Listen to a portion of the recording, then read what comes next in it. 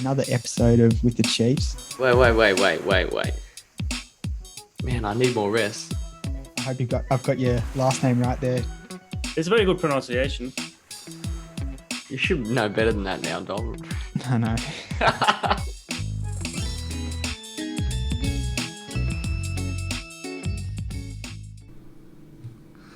Test. It's good. I don't know. All right, I just laughed. You want to talk into it? Yeah. Do you want to tap on Hello? it? Hello? Yep. Is that working? Yeah. I think. Easy. Right, so we're recording then? We're recording. Welcome back. First in-person episode. Mick, thanks for joining. I didn't do an intro, so... Yeah, we got this today. Mick Chapman, he's a nutritionist and a pretty good runner as well.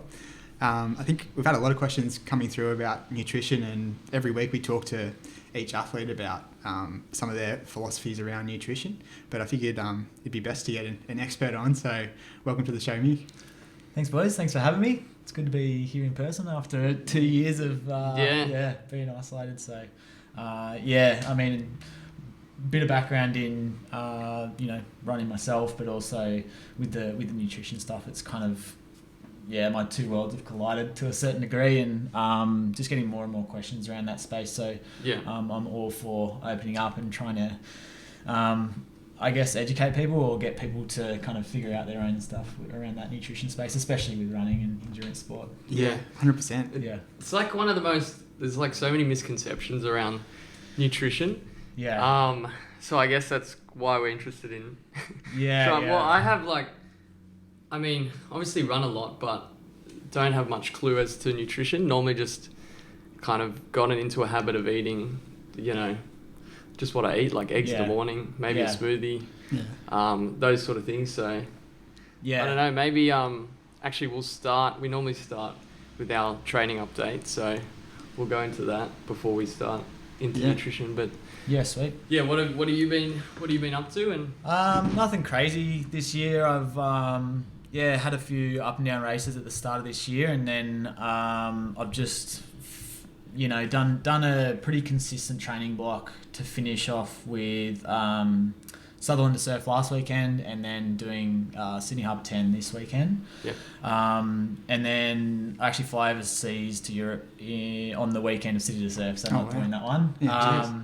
So I'm just going to enjoy a bit of time off. So I probably don't do the volume that a lot of other runners do in terms of getting up around those hundreds. I probably, at the moment, I was floating around that 70 mark to aim for kind of 10k races, and it seemed to have worked out at this point.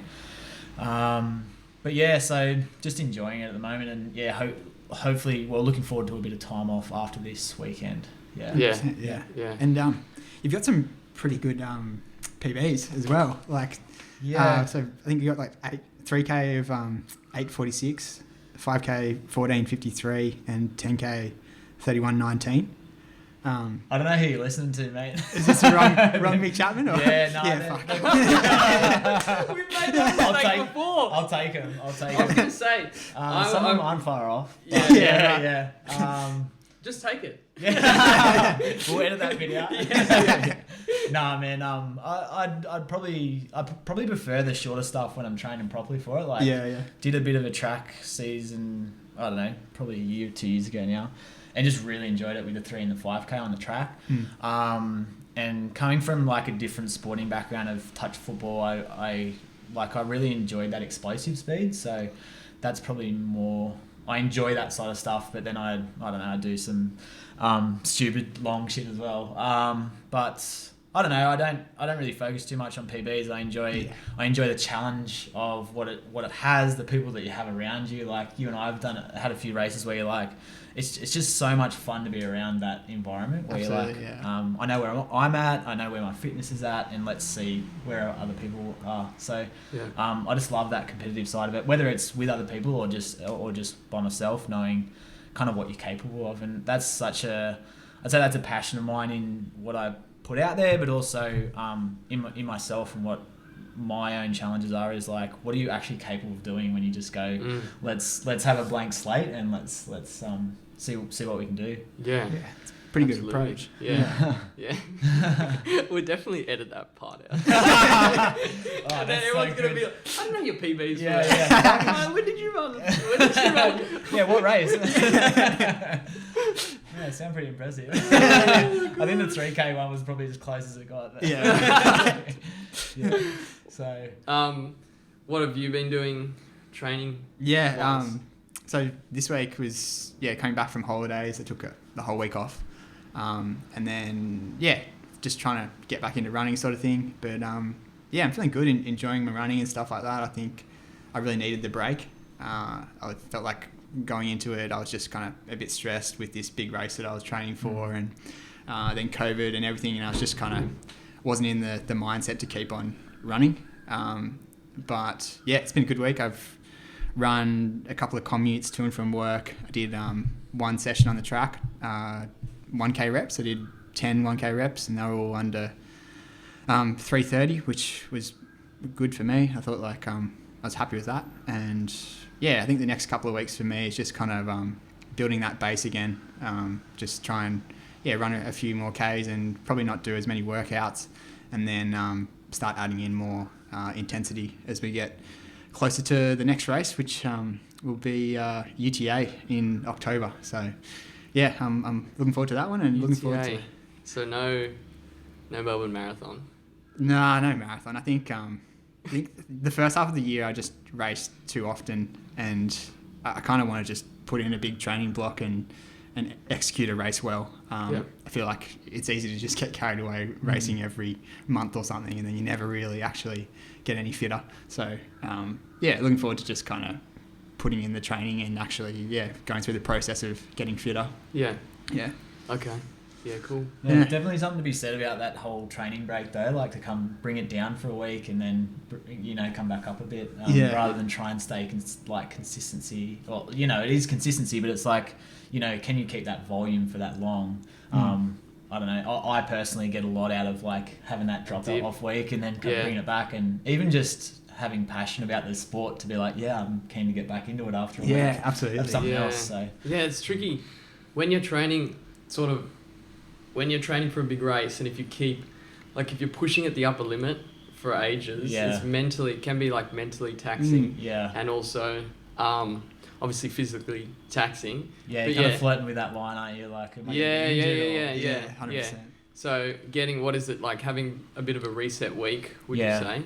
I personally get a lot out of it. I know like other people don't, but I don't know, I just get so much out of that. Having a little bit of a break or a few less Ks. Yeah. Definitely. I think in marathon training it's pretty common to do, even when we were doing that structured program that you recommended, Dom, there was always they would call it recovery week, which is just, I think, like 15-20% reduction in mileage. Yeah. But anyway. Yeah. What about you, Smitty? How's your training going? It's good. I wrote it down just because last time I kind of stopped and... This is weird. I'm used to looking at a screen, to be honest. I'm like, you guys are actually here, but anyway. So I thought this was the first week of marathon training, but it's not. It's kind of it's like the pre-week before we start. It certainly felt, it certainly felt like it was marathon training. So Monday I did easy 60 with 8, call it strides. I think it was 30 seconds. Just getting the legs turned over. And then Tuesday I did a tempo for 30 minutes, which was meant to be marathon pace. Just coming off the back of the half marathon, it felt like a bit like I'm a little bit sluggish, because even just taking the week off, kind of just getting back into it a little bit. But and so tempo 30 minutes and then straight into 8 by 30-second hills just around the bay. There's that hill going up to the gym. I don't know. Do you know that one? What, up to the bridge there, or? No, it's like Lemontage. You know where Lemontage is? Oh, that one, yeah. And then there's a windy hill going up. I almost got hit by a car 4 times. They're coming. They're going. Yeah. Anyway, so that was good. 30 seconds is okay. It's kind of before you really start breathing hard. Yeah. So it was fine. And then Wednesday I did easy 60 with, again, I think it was 8 by 40 seconds, not 30 seconds. So just pushing the strides a little bit further. They're not strides, like, they don't feel like strides at least. Because the power reading, I think it's probably like, it just felt fast. I don't know. Yeah. Whatever It's fast. good when you feel fast. Yeah. But in my head, because initially in my head I thought 45 seconds doesn't seem long. You know what I mean? So you're like, you don't think there's going to be a lot of effort, but then when you're running it at that power, you're kind of like, it's actually harder work. It's than tough I thought. as well, because it's like, I feel like there's a big difference between 45 seconds and 30 seconds. Like, Yeah. you just notice it so much more. Yeah, you do. And I think, Sally's trying to build, I don't know, anyway. So Friday day off, scheduled day off. I used to actually on these days off message Sally, be like, can I go for a run? Do something. Just 30, because working from home, it's a good excuse in the morning to get out, especially. This is my apartment, so it's like, it's tiny. You don't want to be stuck in here all day. But I could just go for a walk anyway. Then Saturday, today, easy 60 with 8 by 60 seconds, so building up even more. Last two felt tough, so I don't think they're strides, but anyway. And then tomorrow, 75 minutes, I'll have with like 40 moderate, 20 at sort of marathon pace, and then 15 minutes quick at a marathon pace, probably like threshold. Wow. Then next week, you know how I mentioned I thought that was the block. It wasn't. Next week says week 1 of training block. So apparently. And you got Melbourne coming up? Is that Melbourne, yeah. So that'll be the thing I'm training for. Yeah, nice. But yeah, that was a bit of a ramble as usual. But Robbie requested, our previous guest, that we say what shoes we've been wearing. So, I've been training in still the same Asics Nova Blast, and then what are they? The Speed 2s. They've been doing me well for the faster sessions. So the tempos, I've been doing that. That's the endorphin. Saucony. Saucony. What is it? I think they're the Speed 2s. Yeah. Not the super one with the carbon plate. Yeah. But what about you? What are you training in? I got the New Balance 1080 that I'm just jogging around in. I think it's pretty common. And then I did my session in a pair of Next Percent 2, Nike Next Percent 2s, yeah. Nice. Yeah, I'm pretty similar. Like, I've just grabbed a pair of the 1080s and find them really good. Like, very similar to like a peg shoe, kind of all around shoe. So yeah, I kind of fluctuate between those two, and then have been racing in the Metaspeed. And I've found like racing in the Next Percents, the originals, that the Asics is probably the only one that I've worn that kind of, well, for me, that has kind of rivaled that, or been in the same, felt the same. Yeah. And I just found that they have a bit more support in the back, where, you know, that the foam of the Next Percent, like, there's just not much to it if you're actually throwing it down a hill or something. I don't know. So I found the Asics are good. There are a lot of them at Gold Coast. The green Metaspeeds. So it means, like, people are, I think Sam Schill, I saw wearing them. He's always worn like Nike, and a lot of people I've seen choosing them for like race day shoe over the Vaporflies. So they must be doing something right, I guess. Yeah, still playing a bit of catch up, I think. All the brands. They're all So. Though Nike absolutely have been killing it, but there's a lot of good shoes out now. Yeah, 100%. Yeah. But anyway, that's a good recap. So talk to us about this mystical thing that is nutrition. Where do we start? Okay. Where do we start? Like, how should you approach nutrition? So in a general sense, what are the things to look out for? What are the different food groups? You know, where would you start? Typically? Yeah. So food's something that it ticks so many boxes, and this is why it's so hard to nail down. Like, we've got cultural aspects of it. You've got biological aspects of it. You've got enjoyment. You've got performance. So there's all these different elements that we can't necessarily throw into a bundle. And I think as humans, we really like black and white answers. So it's like, you tell me what's going to make me run faster, or what's going to help me live a longer life. And nutrition's a really muddy science in the fact that it's really hard to say these blueberries will prevent you from having cancer. It's like, yes, they may, and that's a good red flag, I guess, for listeners to, when you see things on socials that if things are in absolutes that you have to eat this and have to eat this, it's a bit of a red flag. Whereas when you see nutrition and dietetics professionals talk, they're like, okay, this may have, it's a bit softer language. Yeah. And it's a big difference. So spotting that sort of stuff can be super useful because there's a lot of marketing out there. And I'd say for the majority of people, if they can tick off the big ticket items first and then start to go to the 1%ers, I think it's something like 7% of Australians eat the 5 serves of veggies per day, every single day. So it's like, crazy. If we aren't doing that, why are we talking about, while we have these conversations about the best supplement to have at the precise time after a gym workout, like let's talk about the big ticket items first, and then if you nail all those, then come back down to the 1%ers. I guess. Absolutely. Yeah. So what is the basics? What are the basics? So I'd say in terms of our macronutrients, when we talk about carbs, fats, and proteins, when we talk about carbs, it's all about whole grain, low GI carbohydrates. So things that are going to have slow burning energy over the course of a day. So that will get us from meal to meal or meal to snack in between, and give us that longer burning energy across the day. We're not going to have those big peaks and troughs. Yep. So that's in terms of carbs. In terms of our fats, if we can aim more towards our unsaturated fat rather than our saturated fat or trans fats. So when we're looking at unsaturated fat, the really easy way of looking at it is it's liquid at room temperature. So think about extra virgin olive oil versus butter or coconut oil. So that's a really good way of looking at our unsaturated fats. And then for our protein, making sure that we've either got lean meat varieties or, decent protein powders or non-meat alternatives. So they're our macronutrients. So if we're ticking those off, we're getting some kind of fiber or some greens in each one of our meals. Fluids, obviously. Fiber's another thing that probably is overlooked quite often, and it's so funny that there's so many influencers in the world that are willing to jump onto this or that, and it's like fiber is actually so beneficial, and we should be aiming for kind of 25 to 30 grams per day.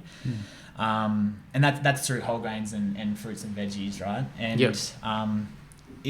these are the big ticket items that if you like consistently ticking them off, it's going to be beneficial. And when we look at again, a lot of people go this point in time, like what diet or what thing is going to get me from point A to point B right now? And it's like, well, looking at your consistency across the week to go, okay, well, I had a blowout last night, I ate this, fine. Let's get back to it and try and reshape it so that my consistency across the week is good. And that's way better than trying to get the best diet today and then have complete blowouts for the rest of the week. So, and I mean, that can be done on, I remember being at a university doing triathlons or running or whatever, and it's like sometimes you don't have a great deal of money, but it can still be done on a budget as well. So I think with Instagram, a lot of people think that I have to have this big extravagant meal and it's got to have everything in it. It's like, well, eggs on toast is ticks a lot of the boxes, right? It's a cheap alternative. So I guess that's a roundabout way of saying some of the basics. It's really insightful. I love that stat that like only 7% of people are hitting the recommended guidelines. Like, it's wild. So the Australian Guide to Healthy Eating, I think it looked at I think it was something like 55,000 research articles over the course of however many years to suggest that, and I mean, everyone's seen the plate or the pyramid, right? That it's like, it's pretty gets boring. Into but it's so boring, right?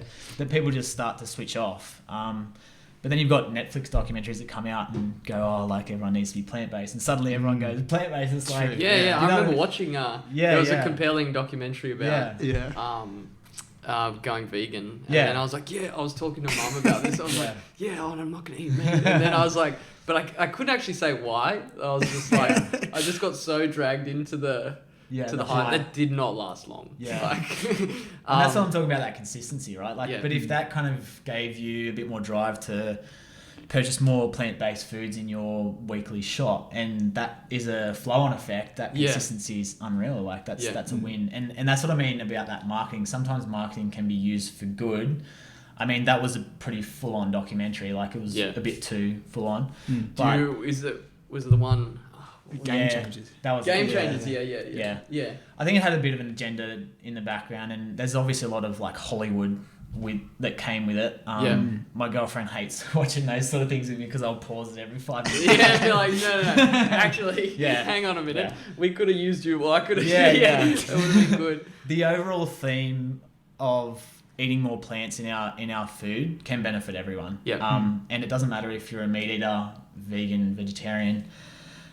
If you have more plants in your diet, our health overall is going to be beneficial. So, but you can be a healthy meat eater, you can be a unhealthy vegan. Like it depends on, and I would say that most, and coming back to the health professionals or dietitians, nutritionists, is that most people will respond to your question with it depends. Like it depends on your context. So it's like, oh, can I eat Macca's tomorrow night? It's like, well, it depends. Like what else is happening in your life, right? So that's why I say you can either be a very healthy meat eater, or you can be an unhealthy vegan or vegetarian, because like Oreos are vegan. Like salt and vinegar chips. You can just load up on them. So what do you miss out? What do you miss out on if you go vegan, for example? Like what do you need to look out for? There's a few things in terms of kind of I would say for a runner, overall calorie intake is important. Protein intake is important. Iron, kind of calcium and vitamin D, those kind of things you should be looking at if you're going like more towards the plant-based approach. And plant-based just means that most of your meals are surrounded by plants. It doesn't necessarily mean salad. There's a lot of different ways you can cook meals to make sure that they're plant-based. So it's that kind of plant slant can be super useful. But I think the biggest thing with the running community, if you're going to have a majority of plant-based, especially if you're going to be hitting those longer distance endurance races like UCA, you really need to make sure that your calorie intake matches your output, because while there's a lot of nutrient density in our fruits and veggies, which we're always after, they don't carry a lot of calorie density. So we kind of need to buffer that up with our, what we were talking about before with the unsaturated fats, our lean proteins in some way, and our whole grain carbohydrates. So as long as we're balancing that out, then we don't have the potential to fall into that kind of red S category. I'm not sure if you boys have heard. So red S is kind of the lower end of energy intake from an athlete's perspective. So it's relative energy deficiency in sport. That's what the red S stands for. And what it means is that you're actually not hitting the amount of calorie intake that you need for the demand on your body.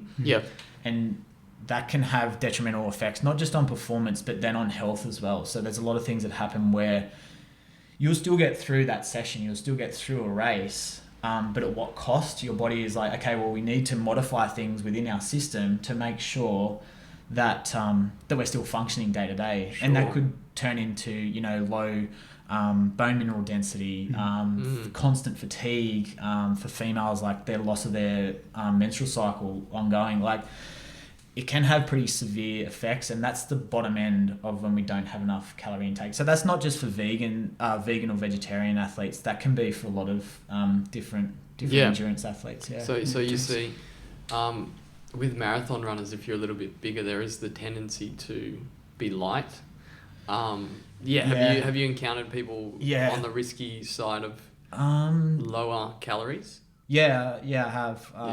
I'd say for some of the clients that I take one-on-one, we'll do a food diary, and it'll be, talking about different nutrients or bringing different things up or down, and one of them is overall calories. Like people that are doing Ironman later in the season or UTA and things like that, it's just that there is quite a need for that calorie intake overall. I think there was a study that I was reading the other day that was like, I think it's like 22 to around 60% of athletes in different sports had signs of red S, like of low energy. So they took like ballet and you know, different endurance sports and different kind of sports, and that's what that came back with, that there was quite a few athletes that actually are on that lower end. So and I think it's tricky with endurance sports where you kind of want that power to weight ratio where you're like, I need to be at a race weight, for lack of a better word. But it's like, where do you race at your best weight? It's like, it's not necessarily the smallest you've ever been.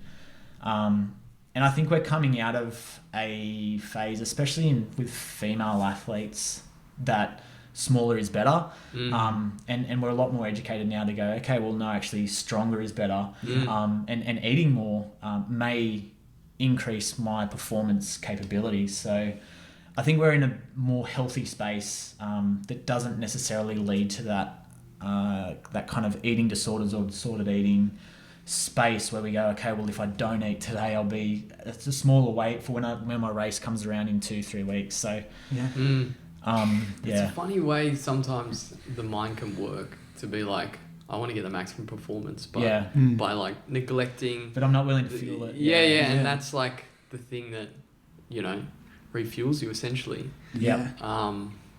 It's interesting. I wonder, like looking back on some of my training, just feeling fatigued, and sometimes just with work, you're in a rush, and sometimes you don't eat fully, and even after like a long run or like a really hard session, you feel like a bit sick sometimes, and you might not eat.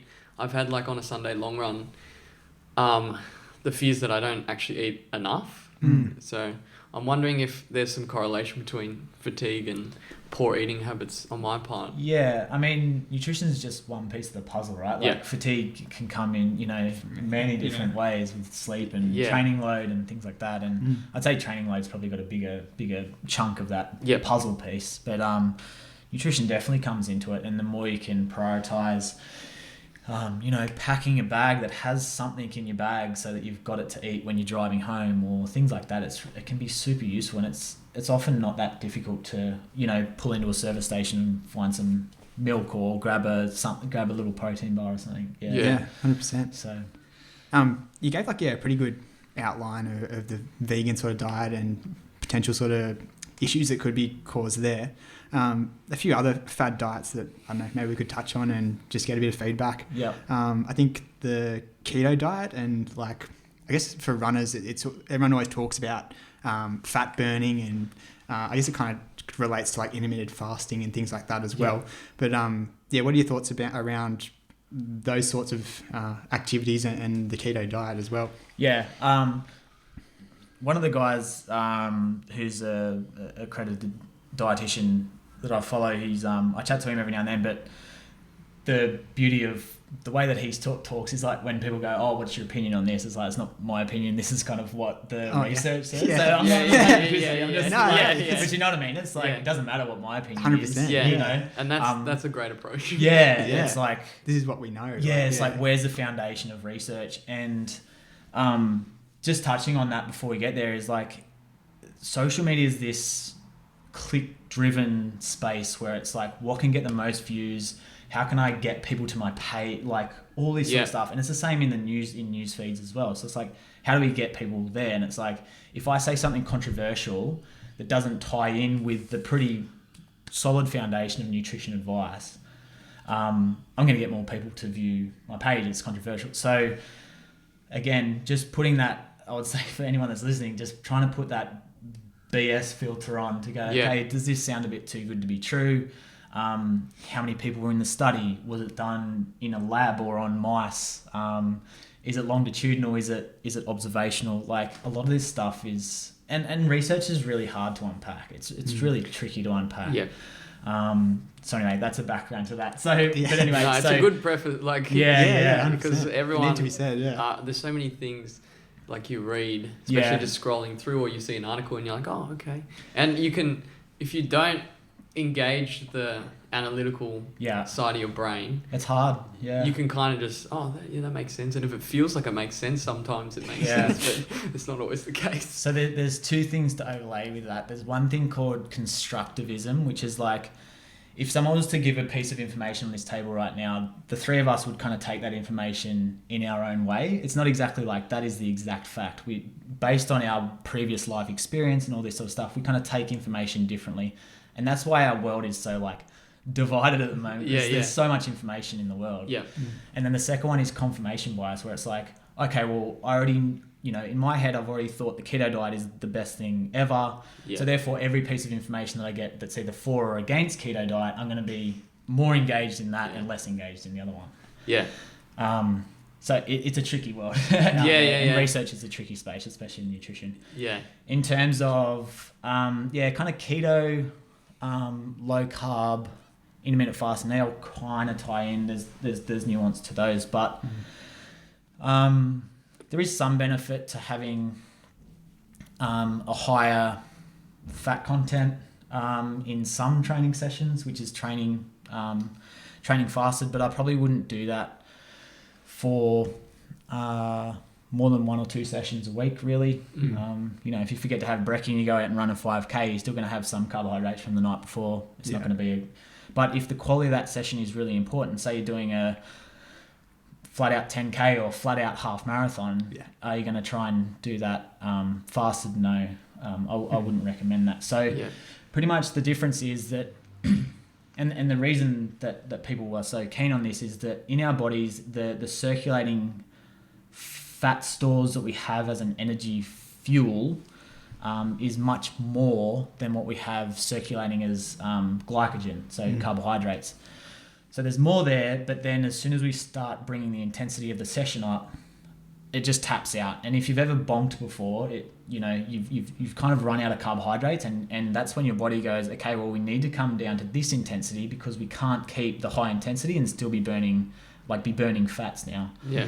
So pretty much we've got more availability of fats in our body to burn, but the intensity kind of taps out about that 60-65%.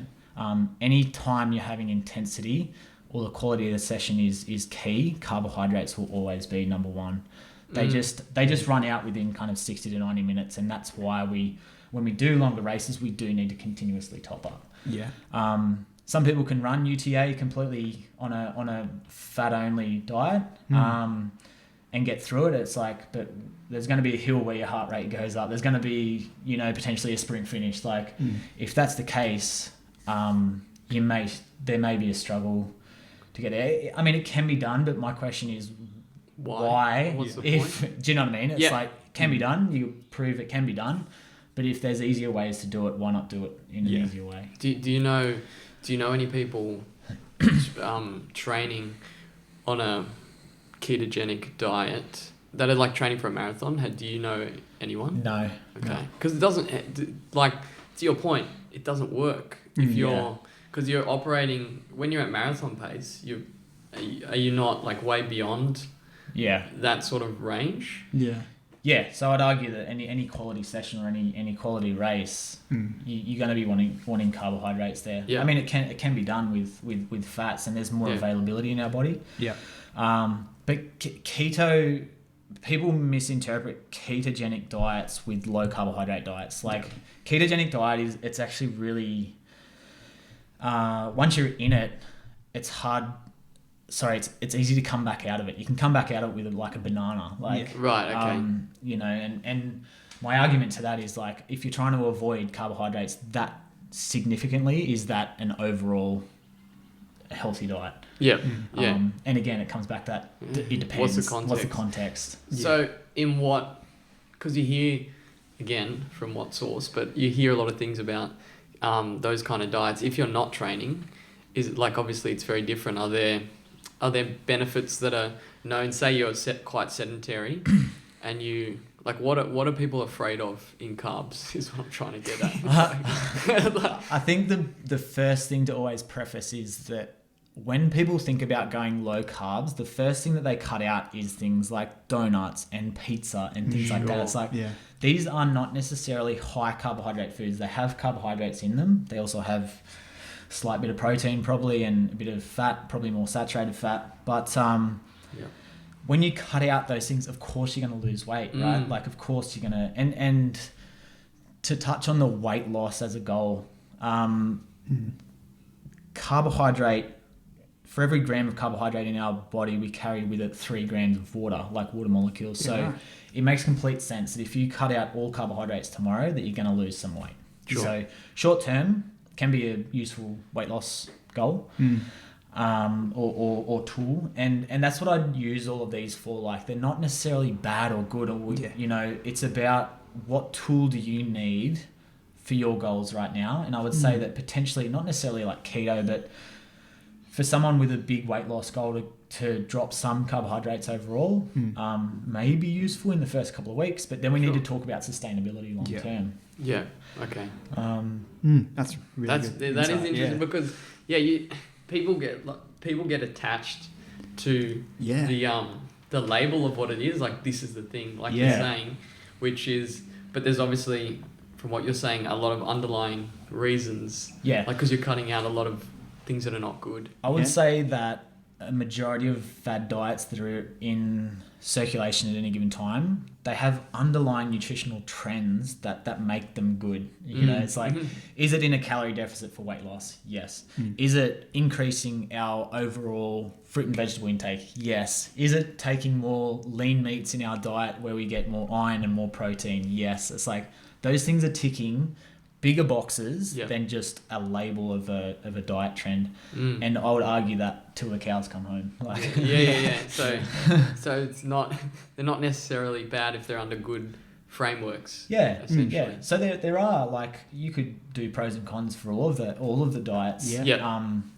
But what's and that's the key question.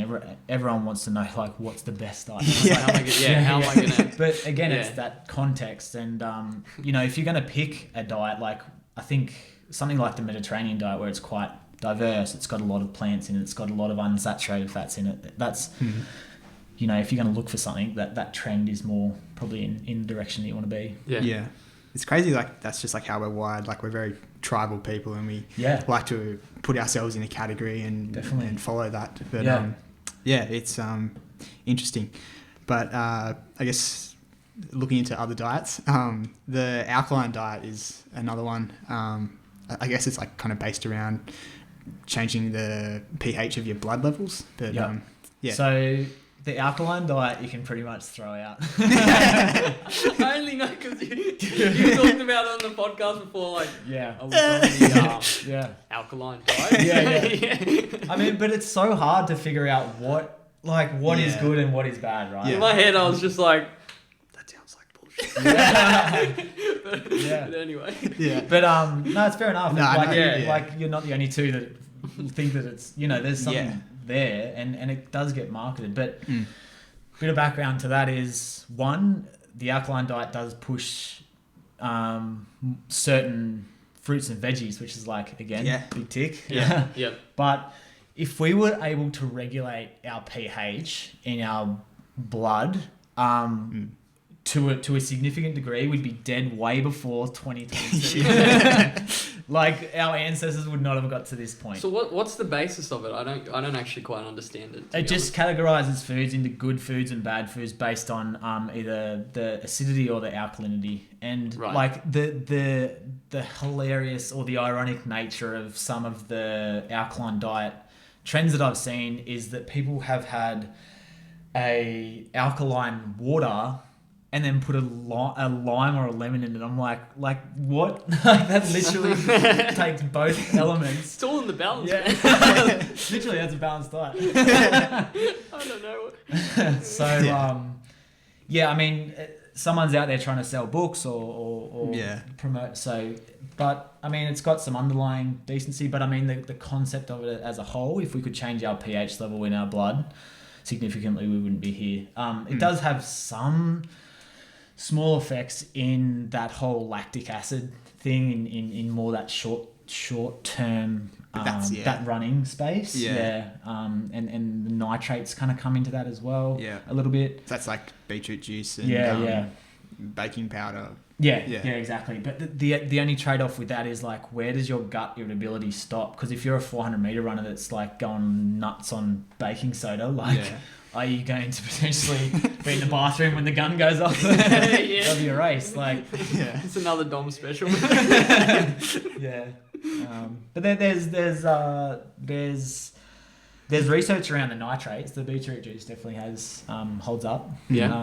So I've actually tried the first proper protocol that I've done was a lead into Sutherland Surf, and then again this weekend for beetroot juice. And personally, as anecdotal evidence that is supported by the research, is that I've found it handy. So it's just about that oxygen uptake and things like that. Right. Okay. Yeah. So keep on the beetroot juice. Get rid of the I was going to say, have you heard Dom's beetroot juice story? Or? Oh yeah. I went over to like a mate's place before the Red Bull Wings for Life last year. Yeah. And he gave us like a big beetroot smoothie. Yeah. Like halfway through the race, I had to pull it out because my gut was just churning. Oh, so that was the one. Oh, that was the one last year. Wasn't it? Yeah. Right. Thanks, Turbo. Yeah. Okay, shout out the Turbo. No, that's good. For beetroot juice, was there like the quantity needed? Yeah. Has that kind of been settled? It's kind of tricky because again, there's that trade-off with like, if you're gonna have it as a juice, like you're gonna need to drink like a liter of it. There are some shots which I haven't had. I've been taking it in the probably about 750 ml, which is quite a lot. But it's a bit of beetroot. Yeah, and taking it, like I've been doing a kind of a protocol that's 3 or 4 days out. So doing that helps. Getting it up. But yeah, there's that trade-off with the gut irritability. It's also expensive. Doesn't taste good. Like so it's a bit of a sacrifice. Yeah, there's a lot of pros and cons. That's good. That was it for diets that I had. There's surely more fads than that. Any other ones? Yeah. Just curious. There's everything, right? And the thing is, again, it's like, where can you overlay that bullshit meter? Because there's star sign diets, there's fingerprint diets, there's blood type diets, and it's like, people would, most people listening to this podcast would see that sort of stuff and go, that's complete bullshit. Get rid of it. But then we start getting into stuff that may be more believable, right? And it's like, and that's why nutrition is so hard. It's like, where does the line stop between what is bullshit and what's not? And a lot of stuff does hold its own weight in certain elements. And what usually happens in nutrition is that someone will take one study and draw a very long bow with it and go, okay, well, because this was proven in mice, intermittent fasting is a really good example of that in terms of like longevity and living forever. Like I think it was done in fruit flies, where fruit flies lived for an extra day or two, and now people are like, oh well, we're humans, we're going to live to 120 if we do intermittent fasting. It hasn't been proven yet, so, but it doesn't stop marketers from going, let's go nuts on this stuff. So it's just about, it's so tricky in an online world where there is so much information out there, and it's trying to, not everyone needs to be researchers to do that. But I'm just so grateful to come from a research background where I didn't think it'd be that useful until, information gets blown up on the internet and you're like, oh no, I know to read that full article and go, okay, well, it was only done in 5 people or whatever. And all these people, there's a lot of companies that put that on their website to go, oh, look at the research. Here's all the studies. Here's all the science. And when you actually dig, you're like, well, there's nothing really here. So it's a tricky world. But the more you can apply that bullshit meter in the process. What's a good screening technique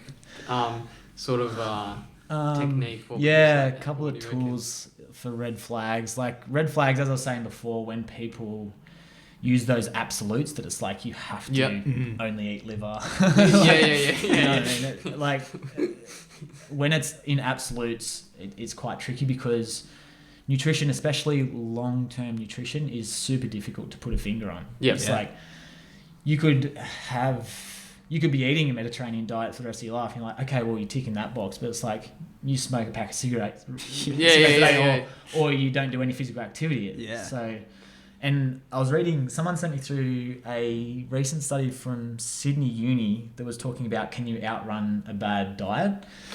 This is going to be a topic we're going to go into. Yeah. But so what they kind of found with, I think it was research in the UK, was that that this is for long-term health, right? You got to unpack like difference between performance and long-term health. So long-term health, they were saying that I think there was a reduction of 17% between people that ate a healthy diet and also exercise, as opposed to people that didn't eat a healthy diet and exercise as well. So there was a 17% gap in that. Can you outrun a bad diet? So, right. No, technically not. Long term, right? Yeah. No, that's interesting. That was going to be. There's what do we say? I remember when you were working night shifts and you were sort of eating Maccas and stuff like that. And there's this well, we all get, like, I get into that habit of, I've run 30Ks, let's just eat whatever and all this sort of... There's not, I guess, because you're burning X amount of calories and you're training quite a lot, you still have to eat healthy is my assumption. Like, to a certain degree, right? Like you still need overall calories. And if you're doing, if you're doing long endurance events, whether it's a 1 day thing or whether it's, stuff that Ned's going to jump into across Australia, it's like you need bulk calories, like you need to get calories in, and sometimes that involves a trip to McDonald's. Like, and this is what I mean. If people go, oh, well, McDonald's is unhealthy and an apple is healthy, it's like, well, it depends on context. If you are running 100 Ks a day for however many days, of course getting that McDonald's meal in at some point is going to help you in the long run. Yeah. What I would say to people that make that a consistent thing is like, where are you getting your nutrients? Because those foods are calorie dense and nutrient poor. And in terms of recovery, our body's like really kind of craving those micronutrients that don't really come with a Big Mac meal. Yeah, absolutely. So it's got its space. It definitely has its space. And I go to Macca's or a Porto every now and then. It's and it's just wild that people go, oh, well, your background, you wouldn't eat Macca's. Like, yeah. But it's more a more balanced thing. Like 100%, you can do that a little bit, and I think I've fallen into the trap of like just being, all right, I'm running 100 Ks a week or 120 Ks a week. Yeah. I can eat like shit a little bit, but then I'm like, well, no, I still, like you said, need to recover, but I guess it's a balancer. I don't know. For sure. And it's that long-term health thing as well. If you're going to be consistently trying to run UTA every year and you're going, I can eat whatever I want because I'll stay at a reasonable race weight. One, where you're getting your micronutrients for performance base, and then long-term, you're going to be falling into that category of that 17% lower from not being able to outrun a bad diet. Yeah. So, yeah. So there's your context. I was hoping you would turn around and be like, mate, just cut it out. If you're running 120 Ks a week, just eat whatever you want. Yeah. Kind of. Not really. Yeah. My trouble is sugar. Yeah. Yeah. So talk to me about sugar. Sugar. And coming back to that diet culture, every 5 or 10 years we go through this phase of like demonizing fats, demonizing sugars, like I'll always be in a job because that will always happen. Talk to me about whatever is going on at the moment. So there'll be a new diet, I don't know, next year, whatever. But so in terms of sugar, it's got its place. People go, oh, sugar leads to obesity, and it's like and again, this comes back to the wording of health professionals, is that overconsumption of sugar consistently leads to obesity. Sugar leads to obesity, right? And all carbohydrates, when they get break down into simple carbohydrates to kind of be used in our body, right? So whether that's sucrose or fructose, whatever it is, it gets broken down to a certain degree. So day-to-day sugar overall, like, yeah, we can probably limit your intake here or there. It is super useful for recovery fuel. It's super useful during sessions. And I would say, back to your point about that whole fiber aspect, it's like, if you can have something in your session, especially if it's a longer session, that is more simple carbohydrates, they're going to be utilized pretty much straight away. Yeah. Your blood glucose, your that spike isn't going to happen as much. You're just going to utilize those sugars. So whether you're taking a banana, a tailwind, a gel, whatever it is, most of them have a pretty simple carbohydrate balance, which is our sugars. Yeah. And they'll just get broken down and utilized. When you stop running and you're consistently having sugar over and over again, yeah, probably not. But yeah, in sessions, like, regardless of how, there's multiple ways to skin a cat. So it's like you can have sugars in multiple different ways depending on your nutrition plan in a race, but in the end they all break down to simple sugars anyway. And if you're having more complex carbohydrates, they sit in your gut for such a long time that's when you start to get that gastrointestinal issues, is because your gut's trying to process that while you're running, and it's game over. Definitely. So simple carbs have their place, and definitely in races they have their place. Okay, so if you're, I know this is a running podcast, but if you're, I've often wondered, like, all the added sugars, say your Kit Kats, ice cream, all that sort of thing. What kind of problems does that cause? Like, what dose does it start causing problems, would you say? And there's probably not one specific dose, obviously. I mean, that's super hard to answer. It's like, are you, like, what's your activity level? Like, what's your, what's your weight? Like, there's so many things to feed into that. But again, coming back to that consistency across the week, if you can notice that you're like, oh shit, my sugar intake is quite large across this week, right? That, it's not rocket science. Nutrition isn't rocket science. It's like, okay, well, I need to pull that in a bit, or I need to find more nutrient density in some of my foods. That's probably a better way of putting it. Okay. Okay. I guess moving back into the more running focus, people talk about, like, marathon fueling or ultra endurance fueling, and different types of carbohydrates and your body's capability to deal with them. What would be your approach to fueling for an ultra event or a marathon? So this is probably something that I did when we did our last Red Bull Wings for Life. So it was a good opportunity to actually tie into some of those aspects. But I'd say, again, coming back to those simple carbs, whether it's in, like, I know cyclists that literally have sugar water, like literally just have sugar water. Yeah. And then you can go into the marketing side of things and buy products that, are literally formulated for that. But yeah, I put a post up the other day that was quite handy for a few people, where it's like, the longer you're going, the more grams of carbohydrate you want per hour to account for kind of that accumulated effect. So 30 grams for kind of that 1 to 2 hour mark. 2 to 3, you kind of want to be getting around that 60 grams per hour, and anything that's kind of 2.5 to 3 hours or above, which is when in that UTA space, you want to be trying to get around that 90 grams per hour of carbohydrates. If you can get a blend of sucrose and fructose, our body tends to utilize those fuels a little bit better. So when they're combined, so mixing those up is always useful. And then I think I've had a few questions lately around kind of those later in a race, when you're kind of still at high intensity, those gastrointestinal issues. And I'd say for a lot of people that are experiencing them in later in the race, to potentially look at liquid calories or liquid carbs in the form of Tailwind or whatever you have.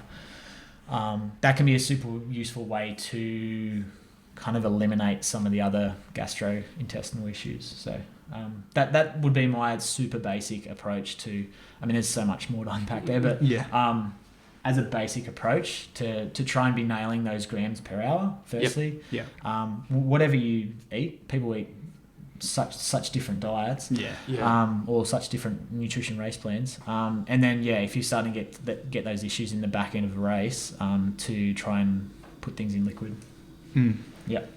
Interesting. What about, I think we noted something down, which was talking about different fueling requirements for, say, like 5K, 10K, half marathon and marathon. What would you say, like, obviously they differ in the distance and how much you need to consume, but for those shorter races, what, we often don't take gels or anything before, or what are your sort of recommendations for those smaller events? There's for the shorter stuff, there's no real need to go crazy with carbohydrate stuff. Probably carb loading is going to be handy for a 5 or a 10K race. And then making sure that breakfast meal is going to be quite carb heavy. And the closer you get to the race, the more simple the carbohydrates become. So say 3 or 4 hours before a race, you can have something like oats that are quite, they've got a bit of nutrients in them too, but they're a slow burning energy. Whereas when you're closer to the race, you want those simple carbs. I would say if it's quite an intense race or a higher intensity session, then probably getting some carbs in. But as I said before, our carbs kind of tap out at that 60 to 90 minute mark, depending on intensity. So if you're running a 10K in 40 minutes, whatever you're running that in, you're probably going to be safe without taking gels on a 10K. I'd probably start, depending on what kind of time you run a half marathon in, maybe starting to look at gels or some sort of intake, and then your marathon, I'd definitely have some sort of nutrition plan for that. I think when I did Gold Coast, I hadn't taken gels for the half, and I found Sally was encouraging me to take gels, and I took like the Morton one before, and then like a caffeine one about 11 Ks, and I felt like it made a difference. Just gave me, especially with the caffeine, gave me a little bit of a kick. But I often have been in a bit of not trouble, but like, because in my training, I don't, even on those like harder workouts, I never really fueled for them, even sometimes in the morning. And I wonder, does that sort of hurt me at all? Like, for example, I'll do like a 90-minute, I'll do like one of the biggest sessions, which is like 10 by 1K, and I won't fuel.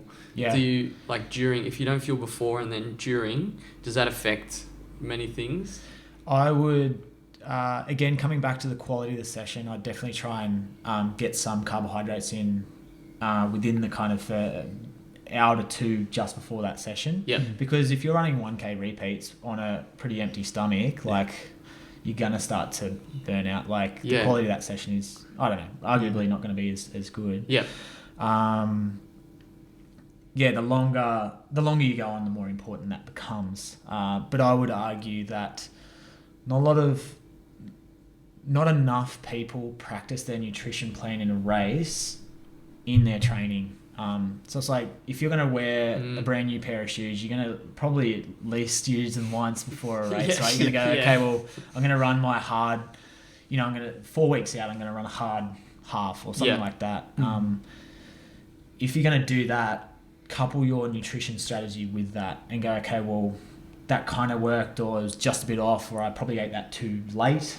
And that can be super helpful, because when you turn up to race day, like, all runners want to put things to the back of their mind as much as possible to just focus on running or pace or whatever they focus on. They don't, like, if you can have one less thing that you have to think about in the form of nutrition in a marathon, it's like, it pays to be prepared, I'd say. And by doing that at least once or twice in that build up, like if you've got an 8-week prep or a 10-week prep, there's probably 2 or 3 times where you can have a solid send on a Saturday that's going to be potentially race paced, that you can go, okay, well, let's try the nutrition strategy here. Or even a Sunday long run, that'll help. Yeah, that's a good point, especially in the race, because I was thinking a lot about, okay, well, am I going to do a gel, or am I going to do this or that? And so there is I just got to listen to my coach, basically. Okay. I'm gonna be in strikers. I didn't do my my strength work anyway. Probably. I never. Yeah, I just get like, did you do your strength work? There's confessions on the podcast. That's not good. Anyway, you don't start till next week, so you're good. Week 1's next week. That's a good point. Yeah. Do whatever you want. Yeah. Smitty mentioned he had a caffeine gel before. Well, what do you know about caffeine, and I guess like what would be your rough sort of guidelines or caffeine's one of the only legal ergogenic aids that we have. So ergogenic aid means performance enhancement, pretty much. Okay, that was my next question. So yes, again, it's that balance between gastrointestinal issues. Like you know when you go out for coffee in the morning and you're like, oh, okay, yeah, it's time to duck into the bathroom. Yeah. And the same thing happens in a race scenario. So runner's gut is kind of a thing, and adding caffeine to that before a race can lead to more problems than it gives you. So again, it's that balance between gastrointestinal issues and getting some form of performance enhancement out of that. So I was talking to someone about this the other day, but the research says 3 to 6 milligrams per kilogram of body weight of caffeine in the lead up in the kind of 2 to 3 hours prior to a race. I personally think that that's a huge amount of caffeine. So someone like me, I'm around 75. So if I was to be on the top end of that caffeine intake, which is 6 milligrams per kilogram at 75 kilos, I'm looking at like 450 milligrams. Ooh. And a normal coffee is like 90, 100 milligrams maybe. So that's like 4 coffees. 5 yeah. coffees. So I mean, that's like, there's no way I could take that in. That's what the research says. But I mean, if you're taking in a gel that I think the Mortons have like 100, that's what I'll be having tomorrow for my 10K. Mm-hmm. 100 mil. But again, some people might not be able to take 100 mil on before. You'll still get some benefit out of it. And there's chat around the whole, if I'm a habitual coffee drinker, like week to week, and then I use coffee in a race, will I still get that that kind of that kick? And the answer is yes. You probably won't necessarily feel a buzz from it, like that coffee buzz, because your body's used to it, but you'll still get a potential performance improvement from that. So. And what is the performance improvement?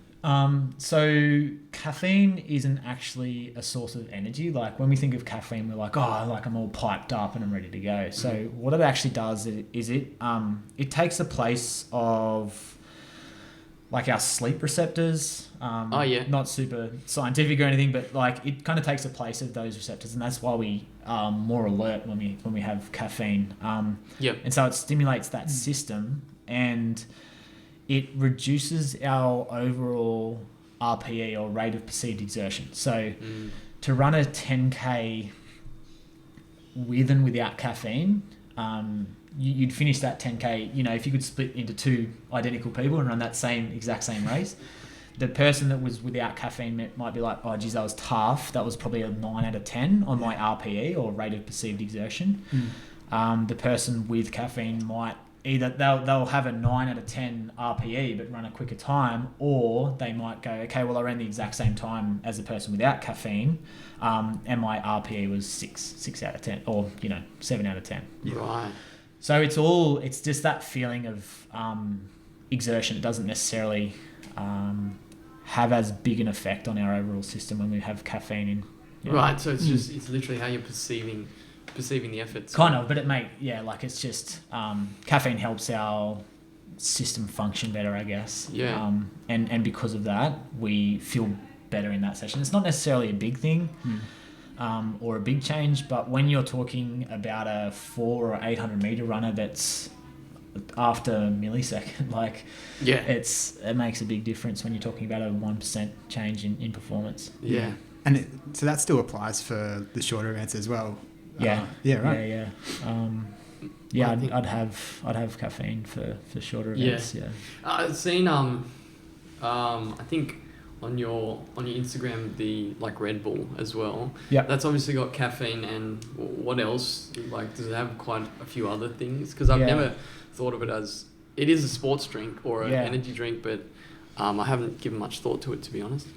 I guess stripping everything back, like as I was saying before, there's multiple ways to have the same nutrition plan. And whether you have a banana and honey sandwich before a race with a coffee, or whether you have a crumpet with honey or a Morton gel, or a Red Bull, it's kind of 10 different ways to do the same thing. So Red Bull has those simple sugars in it, so it's got those it's got a carbohydrate quantity, and it's got caffeine in it as well. So it's just a different form of doing the exact same thing. Yeah. So I mean, when I haven't had Mortons before, and I mean Mortons are like, I know you need to remortgage your house to get it. You get a Mortons. I remember buying it at the Gold Coast and putting them all together, and I'm like, sorry, what? Yeah.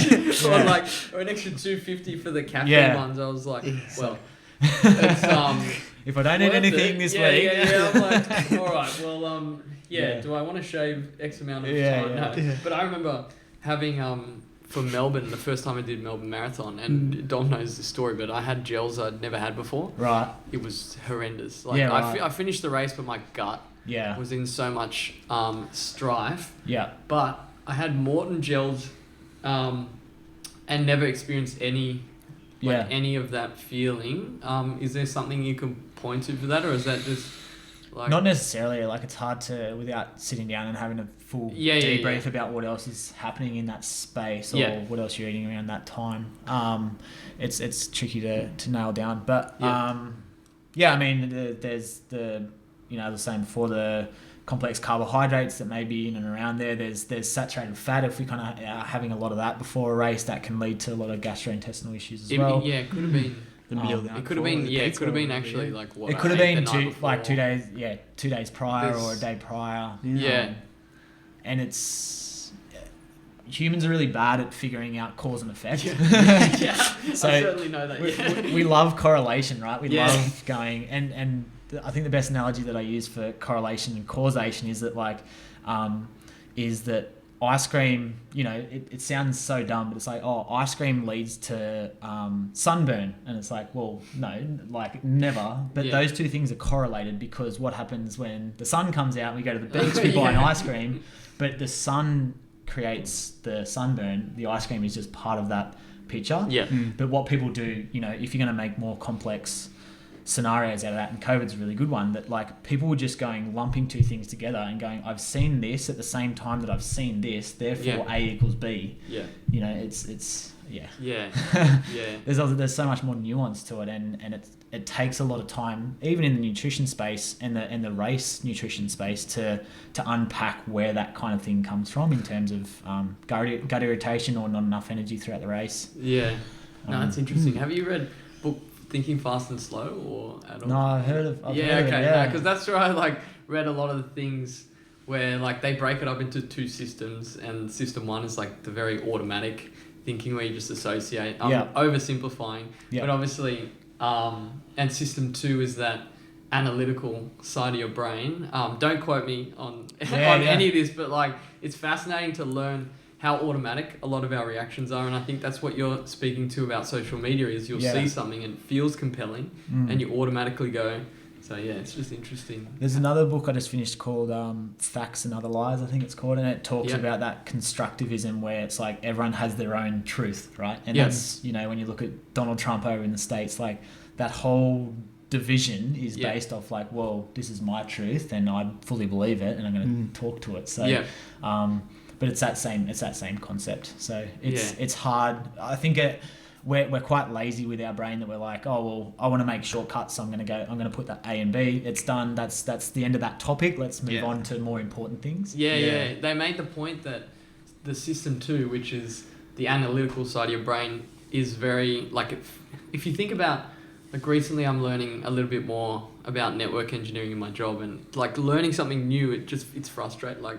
It doesn't feel good to join dots, and it feels like you're the cogs are turning, but that you just can't actually see what the answer is, and then you have to keep applying and applying. So no one wants to do that for, like, I don't want to do that for nutrition a lot of the time, which is where maybe a lot of the misconceptions and the fads and stuff. Yeah, for sure. And when you've got things flowing through your feed where you're like, oh, okay, well, he's talking about that, it must kind of, you know, or I've seen keto around consistently, there must be something to it, you know, that's where it kind of comes from. You make those lazy links in your brain to go, that must be true. I think, for me, when I was following like the alkaline diet, like just having a list of foods that I'm eating was like really helpful. It just took that decision point out of my life. I would say that one of the best things about diets in general, regardless of what diet you're going to do, is the fact that you're conscious about what you're putting in your mouth. Whether you're trying to lose weight or you're on the alkaline diet or whatever, you go, okay, well, I'm going to write a list, go to the grocery store, I'm going to buy these things, and these are the things I'm going to cook and make.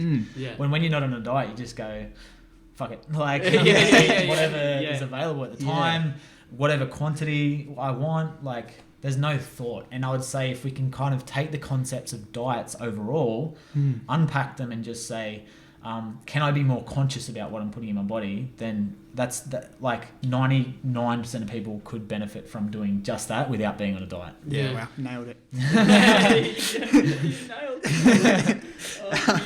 What about like calorie counting? What are your views on that? Again, a tool in the toolbox. Super beneficial for some people, and I do it regularly with a lot of the clients that I use, just to show them what calorie density some food has in it, and then how to play with that, how to manipulate portion sizes, or you know, changing what's on your plate to have the same plate but have more veggies or more whole grain carbohydrates than just having, you know, the biggest chicken schnitzel in the world and you know, a kilo of chips and that's it. Like, so calorie counting can be useful. Not everyone needs to do it. So calories matter overall. Like, it's the most simple equation in nutrition, that calories in versus calories out is either maintenance, weight gain, or weight loss. Calorie counting is just one element of seeing what you're putting in your body. There are other ways to do that, but it's I'd say for most people, if they can try and track their calories for 2 or 3 days every 12 months or 6 months or something, it just gives you that knowledge and that context about what foods have what in it. And, because otherwise you're clueless. You're just going into it clueless. Going, I'll just eat whatever. I have no idea how much to tell you the truth. So, and you don't need it. Not everyone needs to do it. But there is, on the flip side of that coin, is if people are doing calorie counting every single day for years on end, like, there is the potential, I'm not saying everyone, there is the potential to have those kind of eating disorders start to pop up where you'll avoid going out to social situations. You won't eat at certain times because you know that you don't have any calories to spare. Like, it's again, it's that context. And if you're working with a health professional in that space, it can be a lot more of a healthy relationship with food. So it's again, finding what's underneath. It's like concept, this, that, diet. No, what are the fundamentals? What makes this work? Which is interesting. Yes, the other one that we have to mention is alcohol. I think everyone loves having a beer. How does that kind of tie into nutrition and running, training? It depends what lens you look at it from. That's really interesting. I've convinced myself that it's good, but many times. So, and it depends how much, right? Like, depends what you're having afterwards. If you're having a fair few beers after a session or a race, you know, do you have nothing for a month? Is that your key race? Like, then if that's your context, play on, have beers, enjoy yourself. Because the mental side of getting over a goal, ticking off a good marathon time, whatever that is, and if you enjoy having a few beers, that's completely fine. There's nothing wrong with that.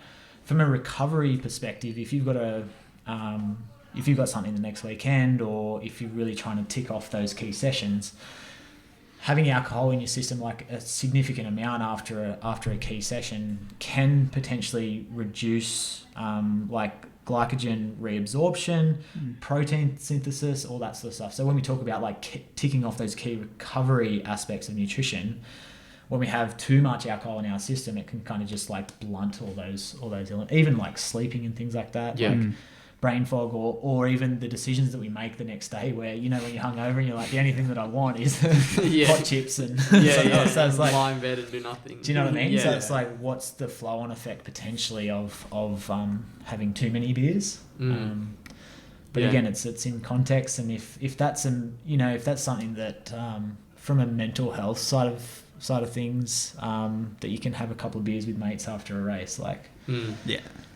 Yeah, it's very different for everyone. Like you, absolutely. Dom, you've got a good handle on your alcohol. But me, it's one of those things where it's like, I don't know where the limit is. So I've stopped drinking for a while, just because I just get into trouble. Like get carried away and stuff like that, and it takes away from training. But that's, I would say, just too frequent. Like every second week you have a big night, or sometimes every week.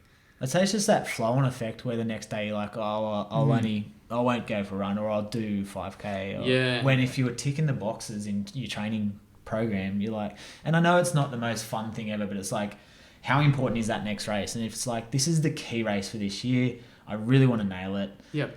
Am I going to put the beers aside for 8 weeks and just try and nail this training block? Yeah. Or it's not that important, keen to have a couple of beers here and there. It's interesting, in the running circles, you see a lot of people very toned back from alcohol. Like, they can sort of control, like, I don't know, heaps of binge drinkers in the running scene, but then when you go outside of that, like, and people, it's a very different story. It's ingrained in Australian culture, and it's probably the most accepted legal drug that we have. Which, there's it's a tricky space. It's been ingrained forever, and I do think the pandemic really hindered that. Like, there was a lot of, obviously, staying at home, isolation, mental health things that came along with that, and with that kind of increase in alcohol consumption as well. But I do think that the low and no alcohol beers are starting to hit the ground. There has been a slow uptick in their sales overall, because I think as a population, we're starting to understand certain things are not great for our health long term. And, those big binge drinking sessions, like week in, week out, are not healthy for us. And it's the same as kind of where smoking has been, where it's like, okay, well, we understand that that's not the best thing for us. Like, if I go out with mates, can I have a low or no alcohol beer? It's almost starting to become normalised, which is great to see in Australian society, because we've always been, especially as males, like that macho, have to go down to the pub, have to drink beers after a footy game or whatever it is. So it's interesting. I remember just giving up the first 3 months, because I've been drinking since, I don't know when, way over 10 years, and it's just been such a part of life. And I think running took me away from that sort of environment, which is good. Like, I used to go out a lot more than I did previously when I was running, but you just get used to it, and you think it's the normal thing to do, is to, when a good group of your friends are doing it, and work colleagues are doing it, you become conditioned to believe that this is the normal thing to do. I think it's really hard when our social situations are tied around that. It's like, I really love hanging out with my mates, but every time I hang out with my mates, it's at the pub. So it's like, well, how else do I hang out with them? I think we've really struggled as a society to detach the alcohol aspect from the catching up aspect. And that's what I think something about community running has been unreal for in the last 5 years, that you take groups like the 440, where it's early on a Saturday morning, and the amount of people that go, okay, well, I might not drink, or I won't have as many beers on a Friday night, and I'll get up and go for a run in the morning. Unreal. It's great. It's a health behaviour that's, it's shifting the way that people view both alcohol intake and their overall health. I remember even so 3 months in, I remember distinctly that the craving, on the weekends when everyone's going out, you get the urge to be like, oh, I could go out. But it sort of fizzles out. Yeah, and I only yeah. experienced that like after 3 months. So it's funny to look back to realize like how conditioned I was to certain situations but yeah, I don't know. It's an interesting one. I've thought a lot about alcohol recently, being off it, to be honest, but I just literally got a new job in New South Wales Health. So usually it's been in physical activity and nutrition, but just recently got a job in the Centre for Alcohol and Other Drugs. So this is literally what I'm working in at the moment. right. So talking about that, reducing stigmas and getting people to have health-seeking behaviours, even if they are in trouble with alcohol or drugs. So such a fascinating space, and a space that I haven't worked in before in terms of vulnerable population, like as vulnerable as that, a population group. So I've always usually worked in healthy populations. So So what's involved in the job? I'd say it's more to do with that health promotion side and that harm minimization side of drug and alcohol, right? So it's like drugs are always going to be around. They're always going to be a thing. And it's like if we can help people to understand it better and educate our health professionals better in dealing with people, there'll be less stigma in that space, and they'll be able to treat the person for their health issues rather than going, oh, he's a junkie, I'm not going to treat him. And then I don't know if you guys saw, but there's pill testing facility that's just come into Canberra on Thursday this last week, which is again that harm minimization. It's like, can we figure out what's happening in our drugs that we take to festivals or whatever, and try and reduce the amount of drug either illness or death as a result of some of those things. And harm minimization is the way to go, rather than going complete abstinence and let's fine and jail every single person that's going to be carrying drugs. Do you reckon that Australia would ever end up legalising some of the drugs that are currently illegal? Yeah, I'm not sure. There was a perception survey done, the Australian Drug and Alcohol Household Survey, I think it's called something like that, where it kind of gets people's feedback on that. And the perception of cannabis use as opposed to tobacco use has just leapfrogged tobacco use for the first time ever. So that people are more accepting of cannabis use than they are of tobacco use. Not sure in terms of that legalisation. That's such a tricky space, and I think as soon as one politician goes, yeah, it's legalised, and then you have any issue with it, they're like, oh, that's it. You know what I mean? So they're all like sort of. It's tricky. So no one wants to bite the bullet. No. And I've had discussions and sometimes, well, not heated, but just debates with friends about, everyone should just be able to do whatever they want with their body, and it's like, well, it's not that simple. Like you can't just go and legalize all these drugs. But there's obviously a big difference between making them less harmful, or I don't know what balance they're trying to strike. They're just in such an impossible. Oh, for sure. It's like how, because then you don't want stigma. Do you want stigma detached from harmful drugs? Like is the question. So I don't know. It's a weird space. Yeah, it's it's a tricky space, but I'm enjoying being in it at the moment. Because it's so challenging. I don't know how we're going for time, but I might just ask, why did you get into this sort of space? Like, I had done a bit of work experience in kind of the physio space as well, and kind of that sports science area, and I don't know, I was kind of dabbling in year 10, year 11 and year 12 about where I wanted to go. And I think I kind of did work experience in a physio where like I thought that I was more thinking about sports physio, and then I just sort of saw this person that I was like, oh, this guy I aspire to be. And then I went and saw what he did, and it was, he was kind of rubbing down old people, and I was like, oh, is this really where I see myself in 10 years? Like, just kind of applying moisturising cream. So I was like, maybe it's time to change track. That was kind of in year 10. Yeah, okay. And then, I mean, it just kept going where I was like, I wanted something that created a career out of my passion as well. Yeah. And as I was saying at the start, that my personal life and all the endeavours that I've done, and then my career have kind of come to this crossroad where that's what I wanted. Like when I was 10, 15 years ago, that's what I want. This is where I wanted to be with that.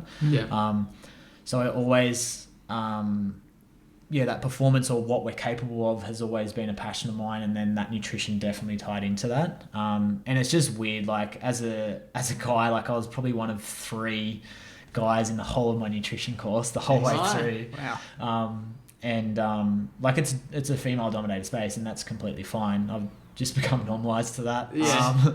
But I think now it's really starting to boom, and everyone's like, okay, well, what, the questions that we've been asking here is like, everyone wants to know those things. And as I said, as humans, we're really black and white to say, like, tell me which thing. Even in this interview, I've been guilty of being like, what dose of sugar? Tell me.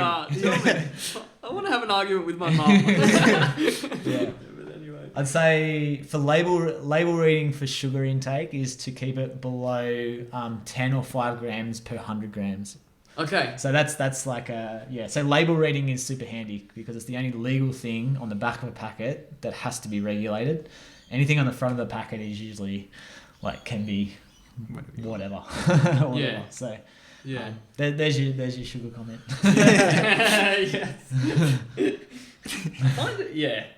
I do find sugar very addictive though, to be honest. Yeah. Like I noticed with how I mentioned about drinking, it's very like I like a drink. Yeah. And I know that's the way my brain sort of lights up. Yeah. And I've noticed similar, without the euphoria, similar things in sugar. Like the drive to. Yeah. So I've got a number of things lined up to do posts on, and this is definitely one of them. That whole the whole comment of sugar's as addictive as heroin or whatever. Yeah. So the unpacking of that is that lights up the same areas of your brain in terms of that dopamine, whatever. Yeah. Like it's just a reward system. We get the same thing from patting a dog. Like we don't that's as addictive as heroin. But it's like dog has been proven to be as addictive as cocaine. But anyway. So again, it's around that context. It's like if you're having sugar consistently, over the course of every single day, it's like, well, your body at some point is like, we need energy in our system, and they're probably craving more nutrient density. They're like, we need something in here. And it kind of shows itself in that sugar craving, because you're like, every 3 p.m. at work, I always have a Mars bar. It's that conditioning, it's that behavioral conditioning where you go, okay, well, it's 3 o'clock, I always have a Mars bar at 3 o'clock. So it's about unpacking where those triggers are for you to go, well, am I eating because I'm hungry? Or am I eating because it's just a learnt behaviour and I just do this at this point in time every single day? So sugar's a tricky one, but it's not. It does light up, but so does other foods, right? It's the same thing. But it's palatable. It's super palatable. It tastes delicious. So of course we want to crave it out. Like why would you? Why would you grab a stem of broccoli when you've got some sugar in it? So that's true. I guess wrapping up then. We've been asking everyone who's come on what their favourite race moment was and why. That's big. Favourite race moment, I'd probably say in 2014 I went over to World Champs for triathlon. And I think when you first said that, this is the first thing that popped to my mind. So standing at the start line of a triathlon or any race, and I just remember smiling, being like, I have no idea who you guys are, from all different countries around the world. But I've put in enough training to really throw this down, and whoever else is willing to do that, like, let's go. And I remember just smiling myself before the start line, and I was like, that to me, I was like, I've put in the work. Like, this is, I'm ready to go. So it's strange that most people would probably respond to that as like, oh, I won this, like the results. This is what happened. But I would say that before the race that's what sticks out to me. Is a distinct feeling of being ready. I think so. It's that good training block where you're like, unless I fall off the bike, I know I know that I'm going to rip in here and let's see what happens kind of thing. Yeah. It's almost like the whole training block is the moment, because you kind of like on the start and you're reflecting back on all the good sessions you've done and the whole journey to get there. And so that, like with running, it's one of those things where, you know, if you do a good race or a good time, people pat you on the back that day and they're like, oh, it was such a good race. And in your head, you're like, this happened 4 weeks ago. This happened 5, 6, 8 weeks ago when, you know, it was a tough Sunday long run where I didn't want to be there, but I did it, and now I'm reaping those rewards. So race day is always the accumulation of, you know, months of hard work. Yeah. No, I can relate to that feeling of being ready. Like I remember, what was it, Sydney Harbour 10, when I was like mucking around with my training block, and like I was still relatively fit, but when I got to the start line, I was like, I'm not like 100% ready for this. And it wasn't like thoughts, it was kind of just like a sense that I got. And it did play out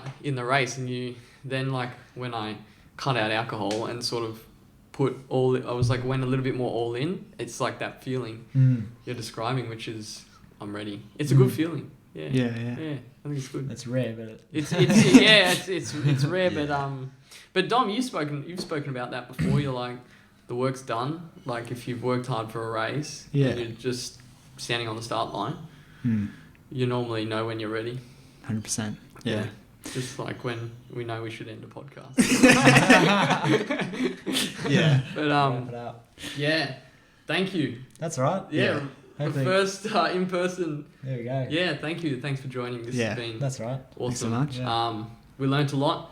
Apologies for my silly questions at times. Oh, they're never my silly, absolutist man. No. questions.